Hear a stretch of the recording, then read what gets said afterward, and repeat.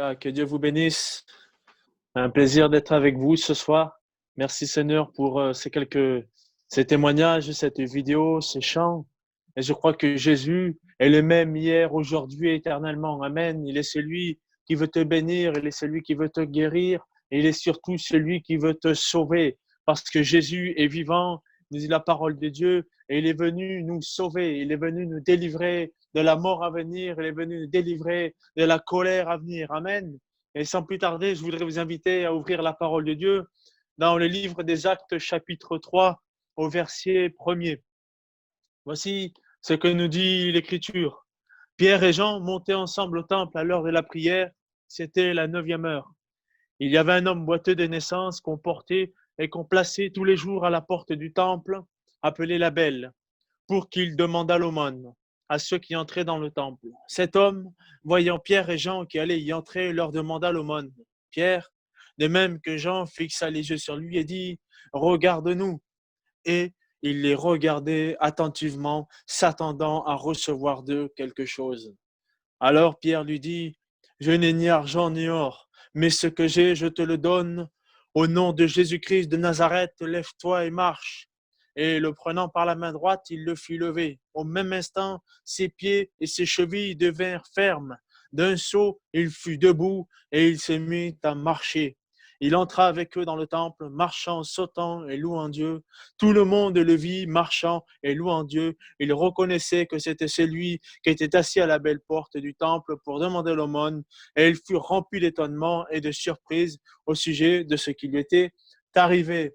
Amen.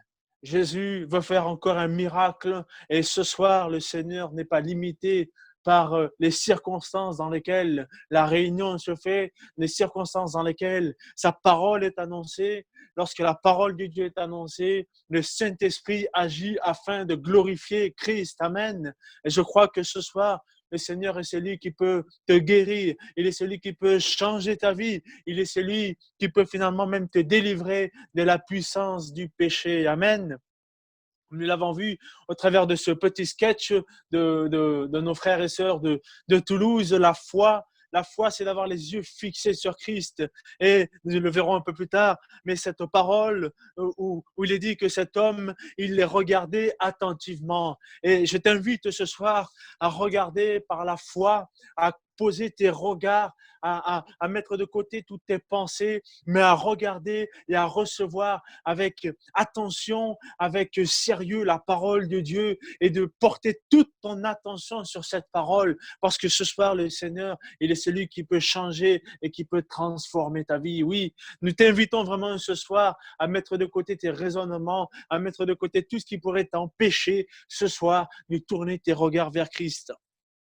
Au travers de ce passage de l'Écriture que nous avons lu, c'est l'histoire d'un homme boiteux, c'est l'histoire d'un homme comme toi et moi, l'histoire d'une femme aussi, ça pourrait être, mais une femme qui est malade, une femme ou un homme qui est atteint par la maladie, l'histoire d'un homme qui finalement est marqué. Et le titre du message ce soir, c'est la marque. La marque, une vie marquée. Il s'agit d'un homme qui finalement a été marqué par la maladie et qui a vu toute sa vie influencée et impactée par cette marque. Et combien d'hommes et de femmes aujourd'hui dans notre société, et c'est peut-être ton cas ce soir, où ta vie est marquée par une tristesse, par une souffrance, par un malheur, ou peut-être même par la maladie, peut-être même par des circonstances qui sont autour de toi et qui influencent ta vie. Combien d'hommes et de femmes aujourd'hui sont comme ce boiteux qui sont assis en train de faire l'aumône parce que la situation de leur vie les contraint à vivre de cette manière, parce qu'il y a quelque chose qui agit dans leur vie et qui les oblige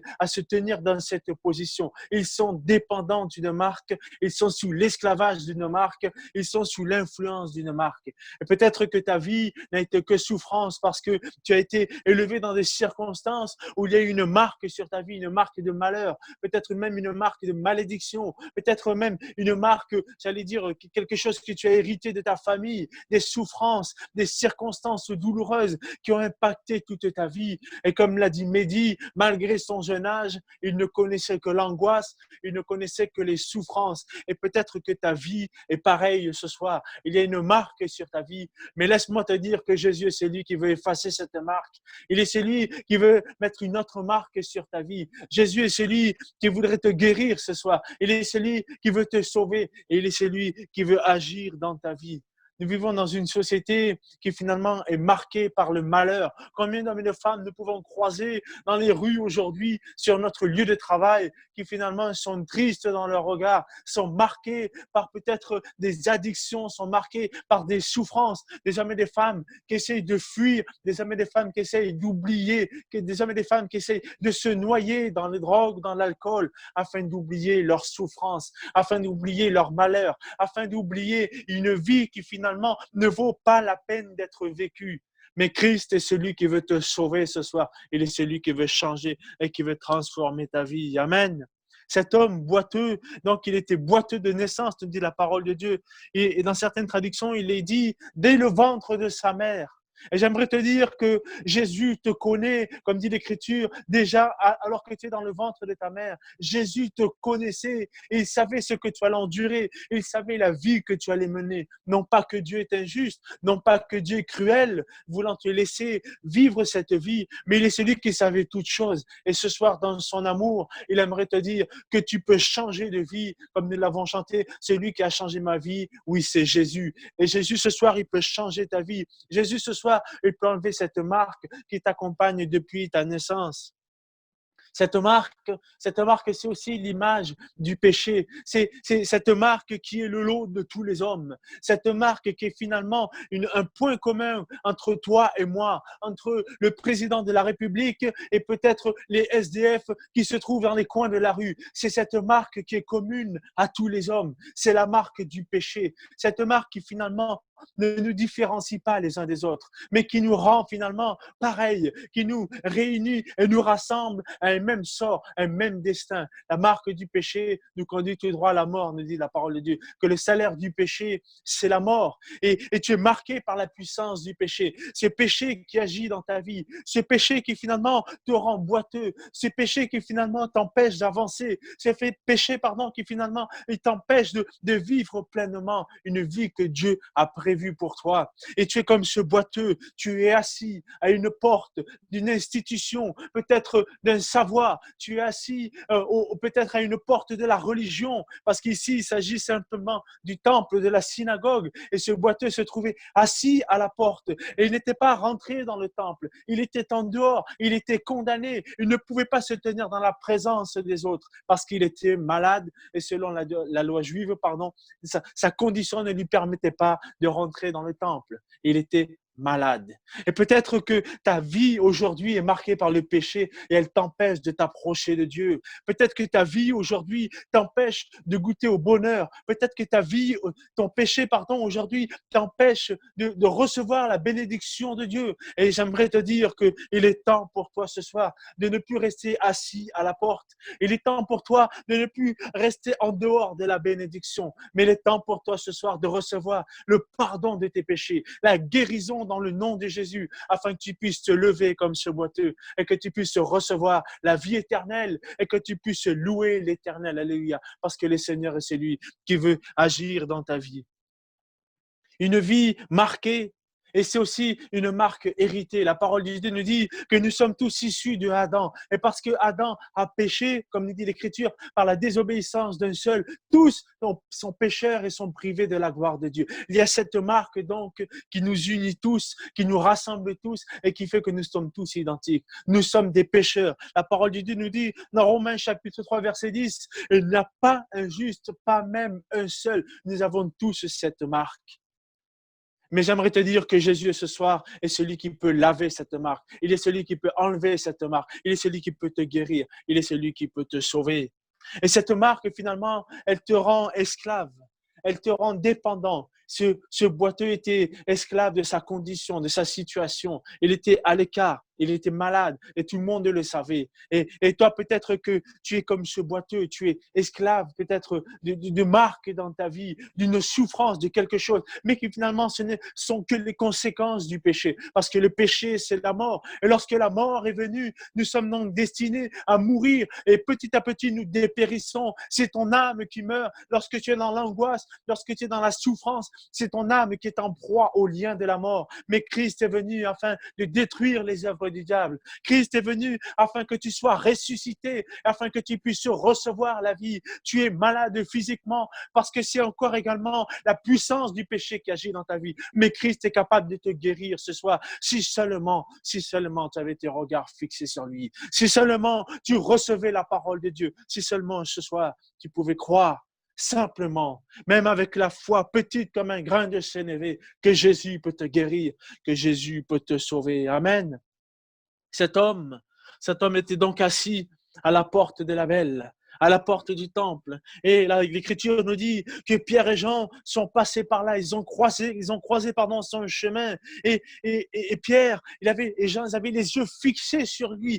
C'était comme si que Pierre et Jean voulaient attirer son attention, mais en même temps, ils ne lui disaient rien. Ils le regardaient. J'aimerais te dire que peut-être tu t'es dit que Dieu ne t'a jamais parlé, mais j'aimerais te dire que Dieu te voit, que Dieu te regarde. Il connaît ta vie, il connaît tes souffrances, il connaît ton malheur. Et il aimerait ce soir croiser ton regard.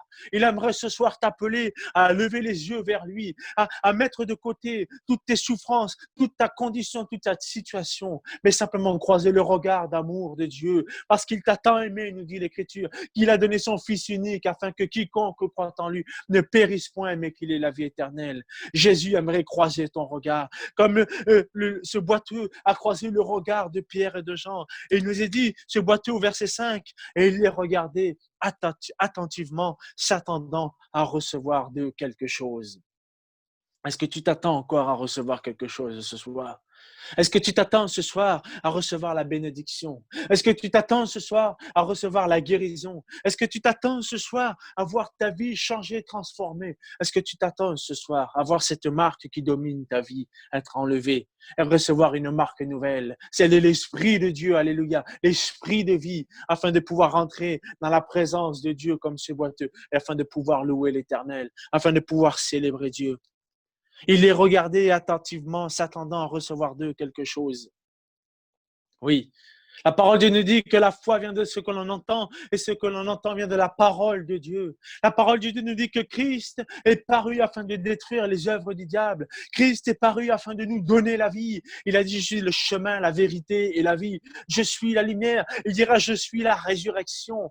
Oui, est-ce que tu as foi ce soir dans cette parole? Parce que cet homme, il les regardait attentivement et il s'attendait à recevoir d'eux quelque chose. Est-ce que tu attends à recevoir des hommes quelque chose? Ou est-ce que tu attends à recevoir de Dieu quelque chose?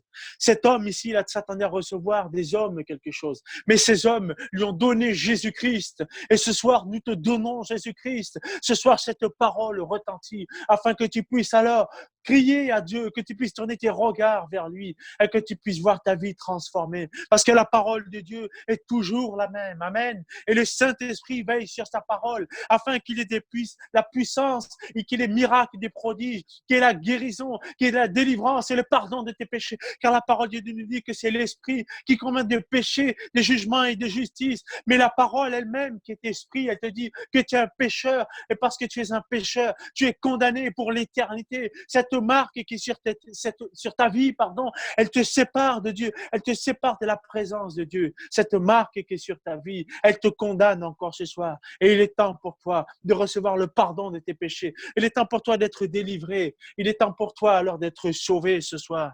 Alors Pierre lui dit, je n'ai ni argent ni or, mais ce que j'ai, je te le donne au nom de Jésus-Christ de Nazareth. Lève-toi et marche.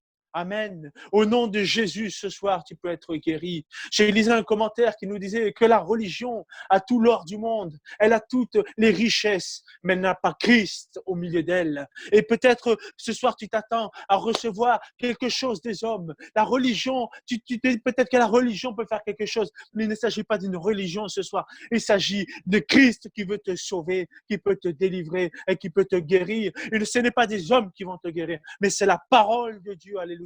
C'est Jésus qui peut te guérir ce soir. Tu t'attends à recevoir de la religion une intervention divine, mais ce n'est pas la religion qui permettra une intervention divine. C'est seulement ta foi dans la parole de Dieu qui permettra une intervention divine dans ta vie. Oui, le monde a des richesses, la religion a des richesses, mais ils n'ont pas Christ. Et c'est Christ qui change les vies, c'est Christ qui sauve. Je n'ai ni argent ni or, mais ce que j'ai, je te le donne au nom de Jésus. Et j'aimerais te dire, au nom de toute l'Église, au nom de tous les frères, nous te donnons Jésus-Christ. Nous n'avons rien d'autre que ce soit Christ ressuscité, Christ qui est vivant, Christ qui peut changer ta vie, Christ qui peut te guérir. Viens à Jésus seulement ce soir tel que tu es. Oui, crois que Dieu le Père l'a ressuscité des morts. Crois simplement que Christ est ressuscité et que ce soir il peut te délivrer de la puissance du péché. Dans Romains chapitre 5, verset 6, il est dit, sans force, Christ autant marqué est mort pour des impies. Oui, alors qu'on mourait à peine pour un juste, ou pour un juste, on ne mourrait pas pour des pécheurs, mais Christ, lui, est mort pour des pécheurs, alors que tu es un pécheur et que tu es séparé de Dieu à cause de cette marque. Jésus a donné sa vie pour toi. Il t'a tant aimé. Est-ce que tu peux ce soir concevoir que Jésus t'aime tellement qu'il a accepté de donner sa vie? Est-ce que tu peux concevoir ce soir que par amour pour toi, Christ a accepté d'être marqué de la malédiction du péché? Est-ce que tu peux concevoir ce soir que par amour, est-ce que tu peux regarder ce soir que par amour, Christ a accepté d'être marqué du châtiment, de la souffrance, cette condamnation qui était la tienne. Christ a accepté de la recevoir pour toi afin que tu sois délivré de la puissance du péché. Jésus est mort pour toi. Jésus a donné sa vie pour toi afin que tu sois sauvé. Est-ce que tu peux concevoir ce soir? La parole de Dieu nous dit que par ses meurtrissures, par ses marques, nous pouvons être guéris. Ce soir, tu peux être guéri dans le nom de Jésus. Au nom de Jésus, nous prions ce soir afin que tu reçoives la délivrance, le pardon de tes péchés, car nous n'avons que ça. L'Église de Christ n'a que ça, que Jésus-Christ, que sa parole. Et le Saint-Esprit, je veux croire, il peut agir ce soir. Et toi, si tu places ta foi en Christ, tu peux voir la gloire de Dieu. Tu peux voir un miracle dans ta vie. Je n'ai ni argent ni or, mais ce que j'ai, je te le donne au nom de Jésus-Christ de Nazareth. Lève-toi et marche. Tu es guéri ce soir au nom de Jésus. Tu es pardonné ce soir dans le nom de Jésus. Reçois le pardon de tes péchés. Reçois la guérison. Oui, lève-toi et marche. Et le prenant par la main droite, il le fit lever au même instant ses pieds et ses chevilles devinrent fermes et d'un saut, il fut debout et il se mit à marcher. Gloire à Dieu. Cet homme s'attendait à recevoir quelque chose. Et la seule chose qu'il a reçue, c'est la bénédiction dans le nom de Jésus. C'est la guérison dans le nom de Jésus. C'est le salut dans le nom de Jésus. Et Pierre et Jean ont saisi sa main. Mais j'aimerais te dire que ce boiteux aurait pu rejeter cette main. Jésus est prêt à saisir ta main ce soir. Par sa parole, par son amour et par sa grâce ce soir, il est déjà là, prêt à te guérir, prêt à te bénir. Mais est-ce que tu es prêt à serrer la main de Jésus-Christ? Est-ce que tu es prêt à serrer cette main qui est là ce soir afin de te lever, afin de te relever de ta situation, afin que tu puisses te tenir ferme? C'est quand il s'est levé que ses chevilles sont devenues fermes. Et ce n'est pas avant. Ce soir, la parole de Dieu, elle t'appelle à confesser et à te repentir. La parole de Dieu t'appelle à te détourner de tes mauvaises voies. Et ainsi, tu recevras la guérison. C'est quand il a accepté de se lever que ses chevilles sont devenues fermes. C'est lorsque tu accepteras de recevoir Christ comme ton sauveur que tu seras sauvé, que tu seras guéri. Oui, dans Hébreux chapitre 11, verset 1, or la foi est une ferme espérance des choses qu'on espère, une démonstration de celles qu'on ne voit pas. Pour l'avoir possédé, les anciens ont obtenu un témoignage favorable. Ce soir, par la foi, une ferme espérance dans le nom de Jésus, tu peux être guéri et tu peux être sauvé. Jésus veut te bénir. Jésus veut te guérir ce soir. Une vie marquée, un héritage marqué, une marque effacée, nous dit la parole de Dieu. Car le sang de Jésus-Christ, il suffit pour nous délivrer de la condamnation à venir. Le sang de Jésus versé à la croix suffit pour toi afin d'être purifié de la puissance du péché, d'être libéré de la puissance du péché, afin que tu sois réconcilié avec Dieu. Oui, Et quatrième point, une marque nouvelle, celle de l'Esprit de Dieu dans ta vie. Oui, parce que tu es capable ce soir de naître comme une nouvelle personne, nous dit l'Écriture. Toutes choses anciennes sont passées et toutes choses sont devenues nouvelles, nous dit l'Écriture. Dans 2 Corinthiens chapitre 5, verset 17, si je ne me trompe pas, Dieu le confirmera. Oui, le Seigneur est celui qui peut te guérir ce soir et qui peut te bénir. Amen. Le Seigneur est celui qui peut changer ta vie ce soir. Le Seigneur veut te bénir. Une marque nouvelle sur sa vie. La marque de ce boiteux, quelle était cette marque nouvelle? Certainement qu'il était triste, assis à la porte. Il y avait toute la misère du monde sur son visage. Mais lorsqu'il a reçu la guérison, il s'est levé, il est rentré dans le temple. Et ce soir, le Seigneur t'appelle à rentrer dans sa présence parce que tu peux être purifié, tu peux être réconcilié avec le Père, tu peux renouer contact avec Dieu le Père, oui. Une marque nouvelle sur ta vie, la vie de Christ en toi. Jésus veut te bénir, Jésus veut te guérir. Il est capable de te sauver ce soir. Que Dieu soit béni. Amen.